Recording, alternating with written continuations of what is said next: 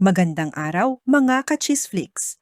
Sa isang malungkot na balita, pumanaw po ang isa sa pinakamahalagang bituin sa industriya ng pelikula at telebisyon sa Pilipinas, si Nora Aunor, ang ating superstar. Siya ay pumanaw noong Abril 16, 2025 sa edad na 71. Sa video ito, ating aalamin ang ilan sa mga reaksyon ng mga kasamahan niya sa industriya at ng mga fans na nagdadalamhati sa pagkawala ng isang icon. Kaya't samahan niyo kami. Si Nora Aunor, o mas kilala sa palayaw na Ate Guy, ay naging bahagi ng buhay ng bawat Pilipino.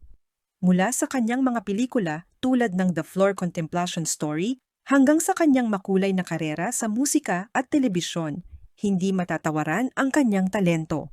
Isa siyang simbolo ng galing at dedikasyon sa sining. Hindi lang ang fans ang nagluksa, pati na rin ang mga kapwa niya celebrities. Ang kanyang mga kaibigan sa industriya ay nagbigay ng kanilang mensahe ng pakikiramay.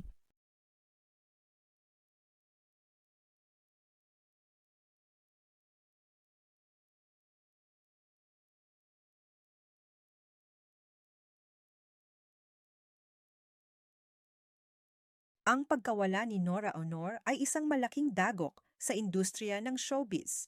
Ngunit ang kanyang mga pelikula, musika at ang kanyang mga kontribusyon sa ating kultura ay mananatiling buhay sa ating alaala.